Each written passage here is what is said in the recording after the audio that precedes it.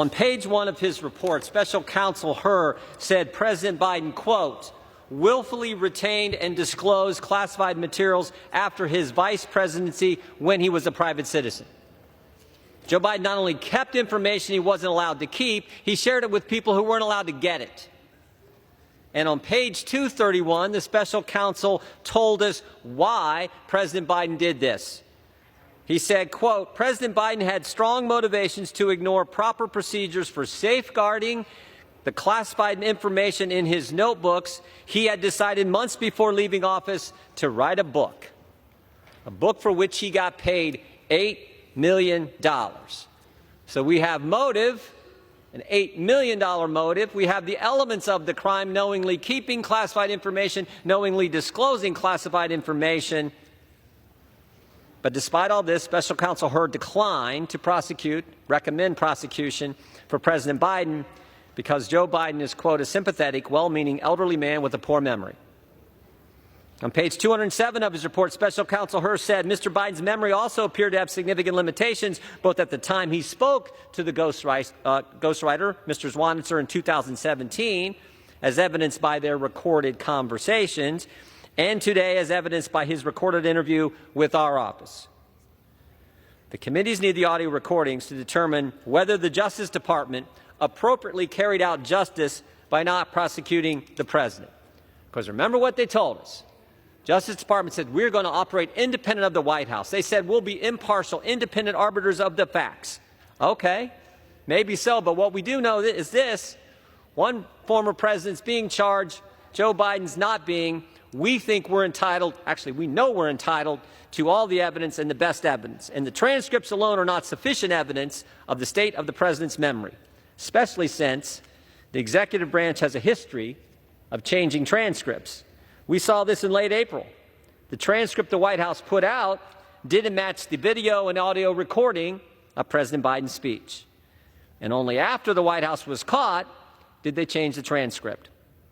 And in that case, and in this case, the audio recording is the best evidence of the words that President Biden actually spoke. Following the release of Special Counsel Hur's report, both the Judiciary Committee and the Oversight Committees issued subpoenas requiring Attorney General Garland to turn over the transcripts of the audio recordings of Special Counsel Hur's interviews with President Biden and his ghostwriter. To date, the Attorney General has failed to produce those recordings. In fact, he told us last week he wasn't going to do it, and that is why we're here. Despite the committee's best efforts, the department has continued to withhold the audio recordings of those interviews without providing any constitutional or legal basis to do so. Just hours before the committee was set to meet and consider the contempt resolution, the department notified the committee that President Biden had asserted, at the Attorney General's urging, executive privilege over the audio recordings. It's simple. Attorney General Garland holds information vital to the committee's legislative oversight and the House impeachment inquiry. Remember, this body voted December 13th of last year to enter that phase of our oversight duty and impeachment inquiry. The department has a legal obligation to turn over the requested material. Attorney General Garland's willful refusal to constitutes contempt of Congress. This resolution upholds the institutional power of the House by recommending that the House find Attorney General Merrick Garland in contempt of Congress for failing to comply with the committee's subpoena. Our oversight and impeachment responsibilities are too important to allow the Attorney General to willfully disregard this. I urge my colleagues to support this resolution, and we reserve the balance of our time. They're hoping that in the 5 hours of President Biden's testimony, they can find a mispronounced word or phrase or a brief stammer, which they can then turn into an embarrassing political TV attack ad. Get it, America? That's what this is all about. And holding the Attorney General of the United States in contempt is one more useful distraction from the complete and devastating implosion of the Biden impeachment probe, which of course was the #1 priority of these talented leaders. Remember, they promised to reveal the greatest presidential high crime and misdemeanor in American history, an act of treachery and deceit that dwarfs even the incitement of a violent mob insurrection and an attempted political coup that took place right here against our Constitution, our Congress, our Vice President, in this chamber. But after their truly prodigious investigation, punctuated, admittedly, by some unfortunate mishaps like Chinese spies, fake evidence, pornographic displays in committee, and their own witnesses testifying that there were no grounds for presidential impeachment, they have nothing to show for their arduous work other than one more debunked Russian disinformation operation and one more indicted GOP informant and star witness. Rather than admit defeat in this bumbling operation and look for some other way to actually aid the public good, they've decided to flail about in mock outrage against a series of phantom tyrants in the hopes of distracting everyone from this epic flop. Their first distraction was to impeach Secretary Ali Mayorkas as a paltry consolation prize, but that pathetic decoy action blew up in their hands. Then the plan was to skip the mundane work of casting votes and actually doing committee business to travel on a collective spiritual pilgrimage on Amtrak to New York City to attend the criminal trial of an unmentionable American felon, one of 19 million in the country. But that strange journey to Mecca also blew up in their faces when this mystery political false prophet was convicted unanimously by a jury of his peers on dozens of felony criminal counts in a fair American trial. They tried to salvage the credibility of this bizarre expedition by blaming the American justice system for being weaponized against Republicans. But this political extremism quickly melted away when the son of President Biden, the original target of their wrath, was also prosecuted and convicted, like another disarmed felon whose name may now not be spoken on the floor, apparently, by a unanimous jury of his peers on all counts against him. And that trial, unlike the trial whose very existence must be sent down the Orwellian memory hole to save someone hurt feelings, was actually tried in the federal system. So what's left to do now? Well, let's hold the Attorney General of the United States, Merrick Garland, in contempt, of course. This will be sure to placate an unrepentant and anonymous convicted felon from New York and distract everybody else for a day or two. I confess it's a bit rich, Mr. Speaker, to be asked to hold the Attorney General of the United States in contempt of Congress for overwhelmingly complying with the committee's demands by members who voted against contempt citations for Steve Bannon and Peter Navarro, two persons subpoenaed by the January 6th Select Committee who never spent a single minute. Could I have one more? The gentleman's time has expired. I grant the gentleman an additional minute. Bannon and Navarro never spent a minute with the January 6th committee, never turned over a single document to our committee. These people had 0% compliance with Congress. They demonstrated true contempt, which is why they've been sentenced to jail. But Chairman Comer, in his wisdom, would hold the Attorney General of the United States of America in contempt for what I think is 100% compliance, but in any event is something like 98 or 99% compliance. If you think a federal official is not rendered proper compliance, you take them to court, you don't hold them in contempt, and it's rich beyond measure, like a billionaire rich, to be asked to hold the Attorney General in contempt by people who themselves received subpoenas to testify before the January 6th committee, who never rendered a single document nor a single minute of testimony to the January 6th committee. I urge Congress to reject this absurd motion, and I'm happy to yield back to the chairman. The chair would remind members to refrain from engaging in personalities toward presumptive nominees for the office of president. Recognize the gentleman from Ohio. Thank you, Mr. Speaker. First of all, I never said I wouldn't testify in front of the January 6th committee. I just want to know what the parameters that testimony were going to be. So I never did say no to that. Second, the Speaker before just said we don't know what we're looking for. We're looking for equal treatment under the law. Special Counsel Hur found Joe Biden knowingly kept classified information. Joe Biden knowingly disclosed classified information. He told us that on the very first page of his report, and then he told us later why he did so. He said he had strong motivation for ignoring classified procedures because he was writing a book for which he got paid $8 million. Again, we have motive, and we have him knowingly disclosing classified information. But he doesn't get charged. Yet President Trump does.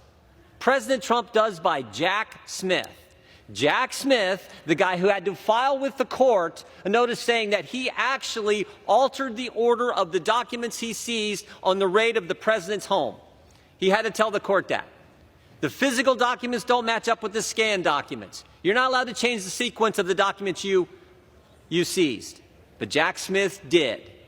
Jack Smith mishandled the documents he's accusing President Trump of mishandling. You can't make this stuff up. That's what we're focused on. And, oh, by the way, we're in the midst of an impeachment inquiry. We're entitled to the best evidence. That's why we want the audio tape. Contempt. To hold something as beneath the dignity of consideration, something to be scorned, an attitude towards something that is inferior, worthless, open disrespect for something that is vile, despised, disgraced, insolence in the presence of the law. An apt description not of the subject of this motion, but of those who bring it. Not of an Attorney General who has upheld our justice system, who has demonstrated a respect for our institutions, but of those who mock the idea that we are a nation of laws, not the individual. When Republicans line up in front of a Manhattan courthouse to denigrate the rule of law in the service of a now convicted felon, that is contemptuous. When Republicans peddle the lie that Joe Biden is pulling the levers of Trump's Manhattan prosecution, that is contemptuous. When Republican committee chairmen ignore their own subpoena but feign indignation when the Attorney General complies with his, that is contemptuous. That is deserving of our scorn. That is beneath the dignity of this body. That is vile, disgraceful, and worthy. I have additional 30 seconds. That is deserving of our scorn. That is beneath the dignity of this body. That is vile, disgraceful, and worthy of derision. Those who bring this motion bring contempt, all right, but only upon themselves. I yield back. For the first time in American history, a presidential administration is trying to jail its opponent. And not just any opponent, but a former president of the United States. To pursue this objective, Mr. Biden's Attorney General approved an unprecedented armed raid on a former president's home, despite strenuous objections by his career officials and the local field office that normally would have had jurisdiction. He then created a new position without the constitutional requirement of congressional action or Senate confirmation. He filled that position with one Jack Smith, despite the central role Smith had played in the IRS scandal that targeted and harassed Tea Party volunteers, and despite a long history of prosecutorial misconduct. The cooked-up charge was the mishandling of classified documents. Well, shortly thereafter, we discovered that as vice president, Joe Biden had done the same thing. Yet, as president, Mr. Trump had absolute authority to declassify materials at will. As vice president, Joe Biden did not. As president, Mr. Trump had absolute authority to determine what records to keep upon leaving office. As vice president, Joe Biden did not.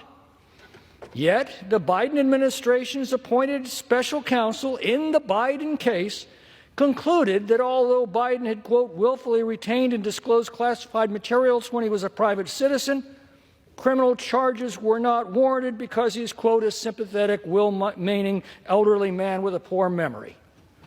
Well, the principal justification for this glaring double standard in the handling of these two cases was the interview with Mr. Biden. Yet all we have is the unverified transcript to determine the validity of this otherwise inexplicable decision. Mr. Biden cannot claim executive privilege. This was not a policy discussion, and he's already released the transcript. But it is vital that our committee know if the transcript is complete and whether it accurately portrays the circumstances under which that decision was made. 2 Trump officials have been sentenced to prison for their failure to honor congressional subpoenas. And that case was far weaker than this one because at the time, Congress was not exercising oversight or considering legislation. In this case, the Judiciary Committee is doing both.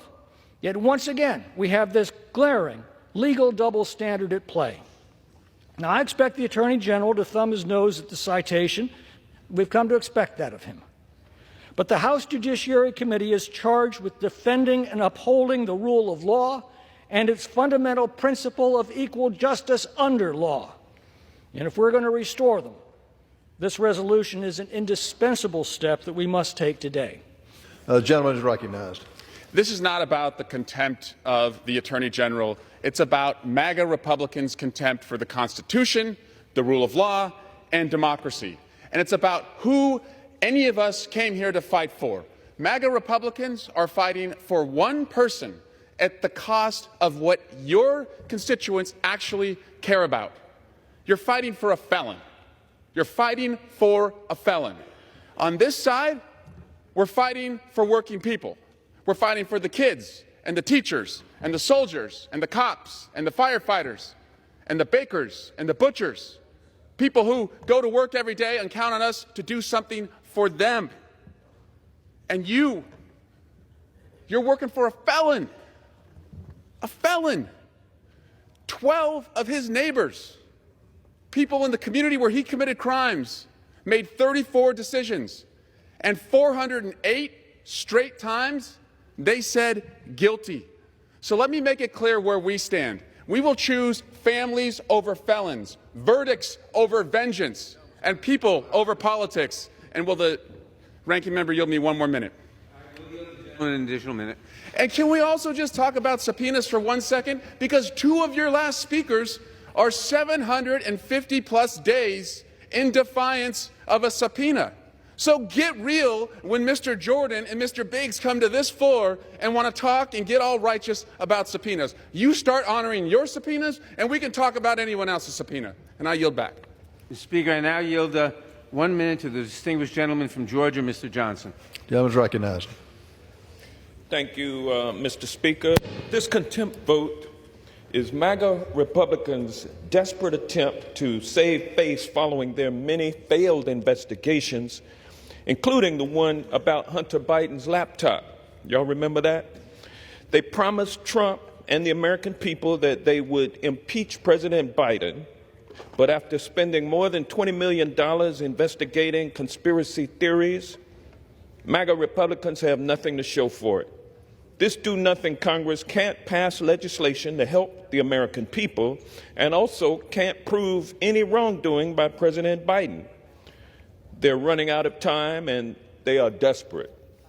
Plus, their own presidential candidate, Donald Trump, just became a convicted felon according to a jury of his peers. So MAGA Republicans are trying to shift the blame to someone else. Even though the Justice Department produced more than 92,000 pages of documents and made dozens of witnesses available, Republicans have made Attorney General Garland their scapegoat. This is a farce, and the American people can see right through it. And with that, I yield back. Listen to my colleagues discussing the rule of law.